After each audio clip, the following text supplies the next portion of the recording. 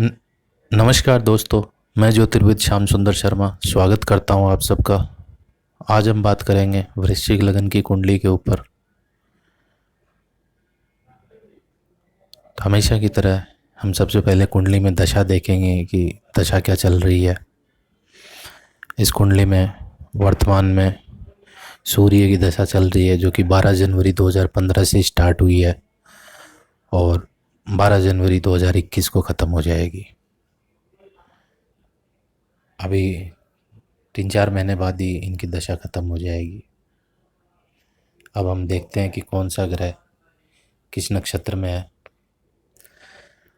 लगन विशाखा नक्षत्र में है, सूर्य पूर्वा फाल्गुनी नक्षत्र में है, चंद्र ज्येष्ठा नक्षत्र में है, मंगल अनुराधा नक्षत्र में है, बुध वक्री भी है और अस्त भी है मघा नक्षत्र में, गुरु मूल नक्षत्र में है, शुक्र उत्तरा फाल्गुनी नक्षत्र में है, शनि स्वाति नक्षत्र में है, राहु वक्री है कृतिका नक्षत्र में, केतु वक्री है अनुराधा नक्षत्र में।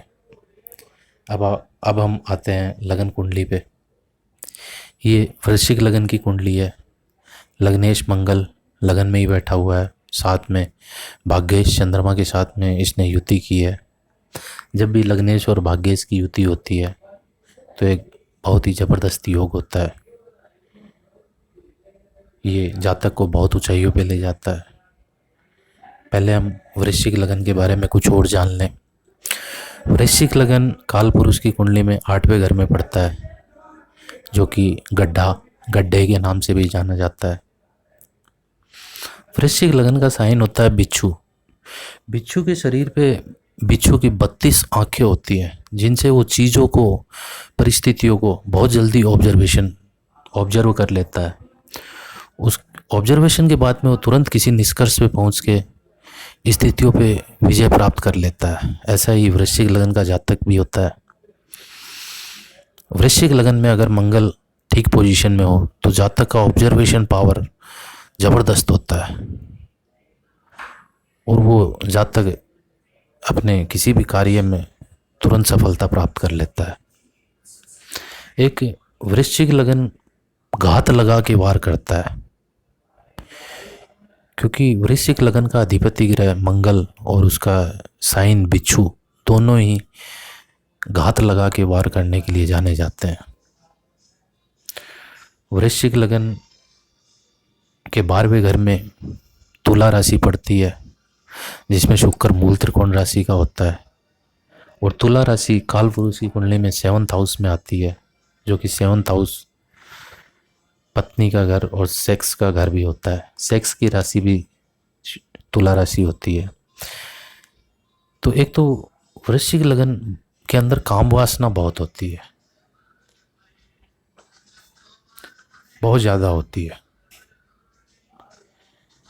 वृश्चिक लगन की हाइट ठीक ठाक होती है, मध्यम 5-8 से लेकर 10 तक की वृश्चिक लगन की हाइट होती है। अब यहाँ पे चंद्रमा बैठा हुआ लगन में जब भी किसी के चंद्रमा हो तो जातक घमंडी बहुत होता है। लगन में लग्नेश मंगल भी बैठा हुआ है तो जातक के माथे पे कोई चोट या कट का निशान जरूर रहता है। अगर माथे पे नहीं है तो उसके सिर पे जरूर रहेगा। मंगल चंद्र की युति लगन में अगर वृश्चिक राशि में हो तो ये राउडी योग का निर्माण भी करती है। ये युति, ये राउडी योग होता है। अब आते हैं इनके 2nd हाउस पे। 2nd हाउस में बृहस्पति खुद की राशि का स्थित है, धनु राशि का। 2nd हाउस में धनु राशि आने के कारण जातक की वाणी ऐसी हो जाती है कि जब वो बोलता है तो सामने वाले को तीर की तरह उसके शब्द चुभते हैं। आपने कभी अखबार में राशिफल पढ़ा हो तो धनु राशि का साइन आपको याद होगा। धनु राशि का साइन होता है आधा घोड़ा और आधा पुरुष, हाथ में धनुष बाण लिए हुए। तो जब भी धनु राशि 2nd हाउस में पड़ती है तो जातक के जो बोल है ना, वो तीर की तरह चुभते हैं। यहाँ 2nd हाउस में बृहस्पति ने केतु से संबंध किया, केतु के नक्षत्र में बैठा है, तो निश्चित रूप से ये कड़वा बोलने वाले होंगे। 100% है ये। एक मैंने आपको बताया है कि जब भी सेकंड हाउस में बृहस्पति हो तो जातक अपने कुनबे का झंडा अपने हाथों में लेके चलता है। वो अकेला ही रह जाता है, उसके चाहे जितने भाई बहन हो वो उससे पहले ही डिपार्ट कर जाते हैं। अब आते हैं थर्ड हाउस पे। थर्ड हाउस का लॉर्ड शनि 12वें घर में गया है और छोटे भाई का कारक ग्रह मंगल लगन में बैठा हुआ है। तो ये तो निश्चित है कि इनको छोटा भाई नहीं होगा। दूसरी चीज़, जब भी थर्ड लॉर्ड 12वें घर में जाता है तो उस घर में कोई व्यक्ति ऐसा ज़रूर होगा जो लेफ्ट हैंड यूज करता है।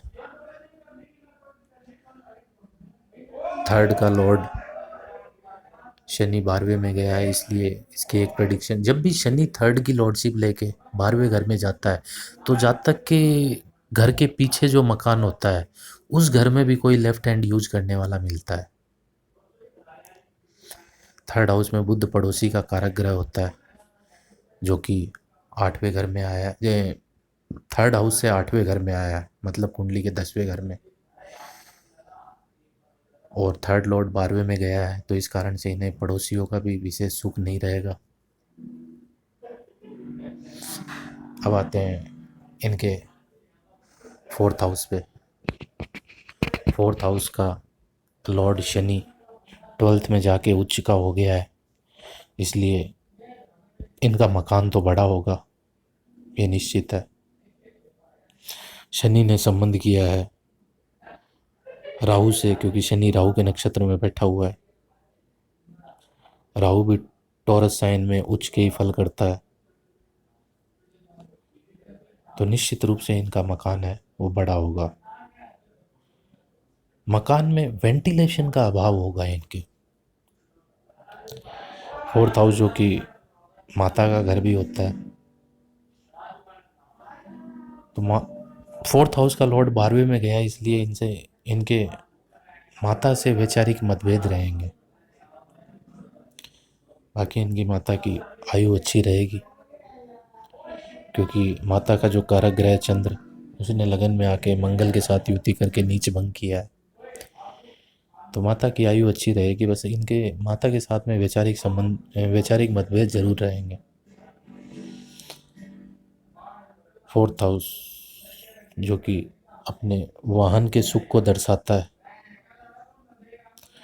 वाहन का कारक ग्रह शुक्र 11th हाउस में गया, वहाँ पे नीच का हो गया है।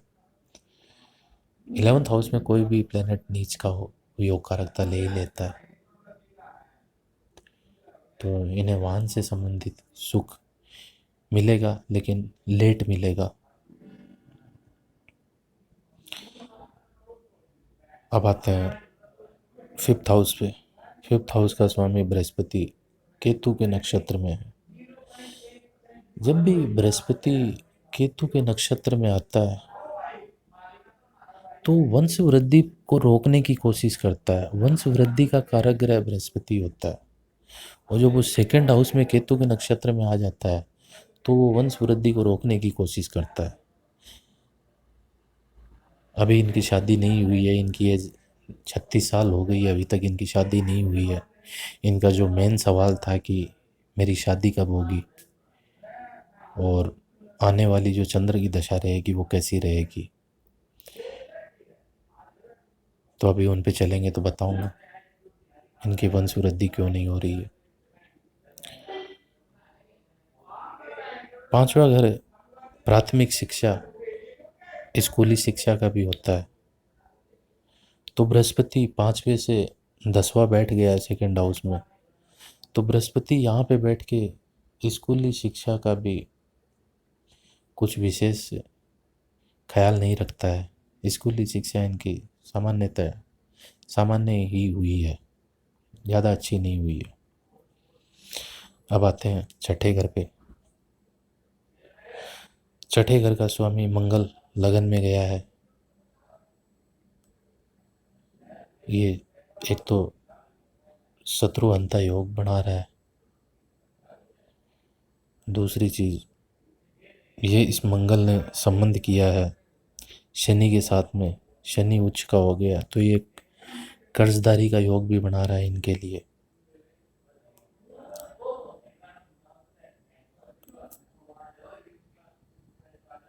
अब आते हैं इनके 7th हाउस पे। इनका जो मेन सवाल था ना कि इनकी शादी कब होगी। पहले तो हम इस कुंडली में देखते हैं कि इतना डिले क्यों हुआ। देखिए 2nd हाउस में राहु बैठा हुआ है, तो जब भी राहु किसी भी स्थान में बैठे, जो अशुभ स्थान अशुभ भाव हैं 6, 8, 11, 12, 3, इनको छोड़ के राहु ग्रहण लगाने की कोशिश करता है शुभ स्थानों को। तो राहु पत्नी के भाव 7th हाउस में बैठा हुआ है, तो राहु ने यहाँ पे ग्रहण लगाने की कोशिश की है, विवाह के सुख में डिले किया है। क्योंकि राहु जो है उसे वो मेन शनि का एजेंट माना जाता है, शनि के जैसे ही फल करता है। तो राहु 7th में बैठा हुआ है, तो यहाँ पे डिले करेगा। पत्नी का जो नैसर्गिक कारक ग्रह शुक्र वो नीच का हो गया है, उसे भी कहीं ना कहीं नीचता दिखानी थी। शुक्र का जो नक्षत्र स्वामी है चंद्रमा, वो भी नीच का है, और अपनी नीचता लगन में वो नीच का, और अपनी सारी नीचता वो 7th हाउस पे डंप कर रहा है। ये सारे योग मिलके इनके लिए विवाह में डिले का कारण बन रहे हैं। तो अभी देखते हैं कि इनकी शादी कब होगी। आने वाली दशा इनको चंद्र की दशा है, तो चंद्र में जब राहु आएगा तो इनकी शादी करवाएगा। चंद्र में राहु 22 से 23 के ड्यूरेशन में रहेगा। अब ये राहु शादी क्यों करवा रहा है, क्योंकि ये राहु चंद्रमा के नक्षत्र में सूर्य के नक्षत्र में बैठा हुआ है, और सूर्य के पास में एकादशेश बुध के फल भी हैं। जब राहु की दशा चलेगी तो ये 7th हाउस के रिजल्ट प्राइमरी से करेगा। तो पहले तो ये 7th हाउस में शादी करवाएगा। चंद्र भी अपनी 7th एस्पेक्ट से अपने उच्च स्थान को देख रहा है, तो निश्चित तौर पे ये भी कुछ ना कुछ मददगार होगा, चंद्रमा भी। तो जब चंद्र में राहु आएगा तो इनकी शादी करवाएगा। अब आते हैं 8th हाउस पे। 8th हाउस का लॉर्ड बुध 10वें घर में गया हुआ चर राशि में। 8वें से 8वें का लॉर्ड शनि, 8वें से 8वां घर बनता है 3rd हाउस, उसका लॉर्ड शनि वो भी चर राशि में गया हुआ है, जो कि इनकी आयुष्य के लिए अच्छे संकेत नहीं है। आयुष्य का कारक ग्रह शनि 12वें घर में चला गया है, तो इनकी आयु ज़्यादा नहीं है, इनकी मध्यम आयु है। 8वां घर विवाह का सुख भी होता है, तो विवाह के सुख का अधिपति बुध जाके अस्त हो गया है, तो इन्हें विवाह का सुख भी कम ही मिलेगा। अभी इनकी 36 साल की एज होगी, ये 2 साल इनकी शादी और नहीं होगी। तो 38 साल में अगर किसी को विवाह का सुख मिल रहा है तो फिर वो किस काम का। अब आते हैं इनके 9th हाउस पे। 9th हाउस का स्वामी ग्रह चंद्रमा लगन में गया है, और वहाँ पे जाके नीचता पकड़ी उसने। लेकिन वहाँ पे लगन का स्वामी ग्रह मंगल भी मौजूद है, जिसने चंद्र का नीच भंग किया है। तो एक जब भी किसी जातक को नीच भंग ग्रह की दशा चलती है तो वो दशा बहुत ही शानदार जाती है, उच्च के ग्रह से भी अच्छी जाती है। तो ये चंद्र की दशा इनकी ऐसी जाएगी कि सब कुछ, ये पिछला जो सब कुछ है उसे पलट देंगे एकदम से ही। तो चंद्र की दशा इन्हें बहुत ज़्यादा मान सम्मान और पैसे देने वाली दशा होगी। अब आते हैं 10वें घर पे। 10वें घर में सूर्य और बुध बैठे हुए हैं। जब भी सिंह राशि में सूर्य बुध बैठते हो तो जातक के पिता अरे 2 भाई होंगे, एक जातक का पिता और दूसरा जातक का पिता, जातक के पिता का भाई, ये 2 ही भाई होंगे। अब वो दूसरा चाचा हो सकता है या फिर ताऊ हो सकता है, लेकिन भाई वो 2 ही होंगे। 10वें घर में बुध किसी के भी बैठता है तो अगर वो व्यक्ति बिजनेस करने पे आ जाए तो वो जड़ों की तरफ फैलता है। 10वें घर में बुध हो और जातक अगर व्यापार करता हो तो वो जड़ों की तरफ फैलता है। मैंने ये क्यों कहा कि चंद्रमा की दशा अच्छी जाएगी, उसका कारण बता देता हूँ मैं आपको। देखिए, चंद्रमा बुध के नक्षत्र में बैठा हुआ है और गुरु के सब में बैठा हुआ है। तो चंद्र की दशा में दसम हाउस और सेकंड हाउस दोनों ऑपरेट रहेंगे। कर्म और धन दोनों घर ऑपरेट रहेंगे। तो इनकी जो चंद्र की दशा बहुत ही शानदार जाएगी। इनके कुछ पॉलिटिकल लोगों से कनेक्शन भी बढ़ेंगे, क्योंकि बुध के साथ में सूर्य है। चंद्र के नक्षत्र स्वामी बुध के साथ में सूर्य है, तो इन्हें राजनीतिक लोगों से भी सहयोग मिलेगा। दसम में बुध बैठा, दसम में सूर्य बैठा हुआ है। सूर्य शुक्र के नक्षत्र का है, शुक्र नीच का है, तो इन्हें पिता का सुख कम मिलेगा। जब इनकी आयु 32 साल थी तो इनके पिता डिपार्ट कर गए, क्योंकि सूर्य दसम में आते ही सर्वप्रथम वो अपने कारक को ही नुकसान पहुंचाने की कोशिश करता है। दसम में सूर्य पिता का कारक ग्रह होता है। अब आते हैं 11th हाउस पे। 11th हाउस का स्वामी बुध दसम में आके दशमेश सूर्य के साथ में युति कर रहा है, तो ये योग इनके प्रोफेशन के लिए अच्छा है। प्रोफेशन जो भी ये काम करेंगे बिजनेस, उसमें इनकी अच्छी इनकम हो जाएगी। दूसरा, 11th हाउस में नीच का शुक्र है। तो 11th हाउस में कोई भी नीच का प्लेनेट हो तो वो योग कारक हो जाता है। अपनी दशा में वो धन बहुत देता है। तो ये तो तय है कि इन्हें जब जब शुक्र का रोल आएगा तो इन्हें पैसे बहुत मिलेंगे। अब आते हैं 12th हाउस में। 12th हाउस में शनि उच्च का है। तो एक तो इन्हें शनि ने संबंध किया है राहु से, जो कि 7th हाउस में बैठा हुआ है। तो इन्हें ये शनि ये चीज़ शो कर रहा है कि जातक के सिर पे है ना बाल कम होंगे, क्योंकि शनि लगन से 12वां बैठता है। लगन में शनि बालों का कारक ग्रह होता है। जब भी ये 12वां बैठेगा तो लगन में शनि जिस चीज़ का कारक होता है उसका नुकसान करेगा वो। तो इन जातक के सर पे बाल कम होंगे, पहली चीज़ तो। दूसरी चीज़, शनि आंतों का कारक ग्रह होता है, तो इनकी आंतों में दिक्कतें पैदा करेगा शनि, ये निश्चित है। बाकी ये शनि उच्च का है और 3rd हाउस की लॉर्डशिप लेके आया है, तो अच्छा है 3rd हाउस के मामले में। और बाकी एक चीज़ और, शनि ने एक चीज़ और की है यहाँ पे, माता से वैचारिक मतभेद पैदा किए इस शनि ने।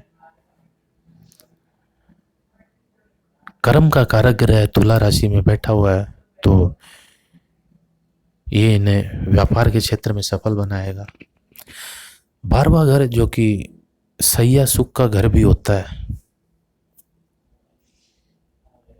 बिस्तर का सुख। तो जब भी 12वें घर में शनि जैसा प्लेनेट बैठता है तो वो शनि अभाव का कारक ग्रह है। जब भी वो 12वें घर में बैठेगा तो वो बिस्तर के सुख का अभाव कर देगा, सैया सुख नहीं लेने देगा। 12वें घर में शनि रह के ये दिक्कत पैदा करता है। इस कुंडली में इन जातक के जो सवाल थे, पहला तो इनकी शादी हो जाएगी 2022 से। 2022 के मिड से लेके 2023 के मिड के मध्य इनकी शादी हो जाएगी। एक इनका सवाल था कि इनकी कर्जदारी से मुक्ति, कर्जा है इनको भी। तो जब चंद्र की दशा आएगी तो बढ़िया दशा है इनके लिए, भाग्येश की दशा है, नीच बंग रहा है चंद्रमा, तो दशा बहुत ज़बरदस्त जाएगी। बहुत ही अच्छा ही होगा, चंद्र मंगल लक्ष्मी योग है तो पैसा अच्छा आएगा। चंद्र की दशा में जब पैसा आएगा तो इनका कर्जा भी उतर जाएगा।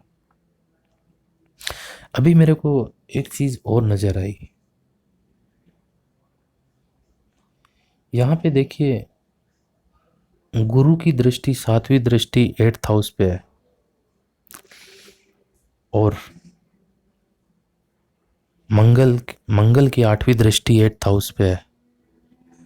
तो गुरु जो कि बड़े भाई का कारक होता है और दूसरा सेकंड हाउस अपने कुटुंब का घर रहता है, तो इनके कुटुंब में किसी की मैरिड लाइफ जरूर डिस्टर्ब रही है। अभी मैं आपको कुछ बताना भूल गया, मेरे को याद आया तो बताता हूँ, याद आया तो बताता हूँ आपको। 11th हाउस में बृहस्पति बड़े भाई का कारक ग्रह होता है। 11th हाउस का लॉर्ड बुध वक्री है और वो अस्त भी है।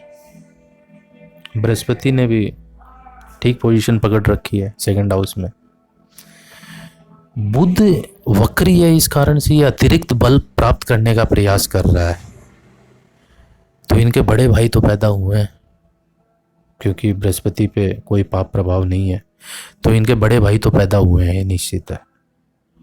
लेकिन वही बुध वक्री होने के बाद में अस्त भी हो रहा है।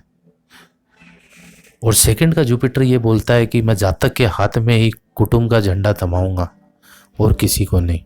तो इनके बड़े भाइयों की आयु है ना, वो ज़्यादा नहीं हो सकती है। जब इनसे बातचीत हुई तो इन्होंने बताया कि इनके दोनों बड़े भाई डिपार्ट कर चुके हैं। एक की उम्र नियर अबाउट 30 साल थी और एक 32 साल की उम्र में डिपार्ट कर गए दोनों बड़े भाई। यहाँ पे बुध के अस्त होने का ये नुकसान हुआ। अब देखिए, गुरु की 7वीं दृष्टि 8th हाउस पे है और मंगल की 8वीं दृष्टि 8th हाउस पे है, तो इनके कुटुंब में किसी न किसी की तो मैरिड लाइफ डिस्टर्ब रहेगी। क्योंकि बृहस्पति और मंगल की जहाँ पे भी दृष्टि पड़ती है, एक भाव पे दोनों की संयुक्त दृष्टि पड़ती है, उस भाव से रिलेटेड कारक की ये मैरिड लाइफ डिस्टर्ब कर देता है। तो इनके कुटुंब से 7th हाउस पे दृष्टि पड़ी है, तो किसी की मैरिड लाइफ डिस्टर्ब रहेगी। तो इनके दो बड़े भाई ख़त्म हो चुके हैं, तो इनकी भाभीियों की जो मैरिड लाइफ है वो डिस्टर्ब है दोनों की। एक की एज भी काफ़ी हो गई, नियर अबाउट 40 के आसपास, तो रीमैरिज के भी कोई योग नहीं है उनकी कुंडली में, मैंने देखी थी। सेकंड जो इनकी भाभी है उनकी तो रीमैरिज की बात चल रही है। अब हम इस कुंडली का विश्लेषण यहीं पे समाप्त करते हैं, फिर किसी दिन मिलेंगे अगली कुंडली के साथ में। तब तक के लिए धन्यवाद।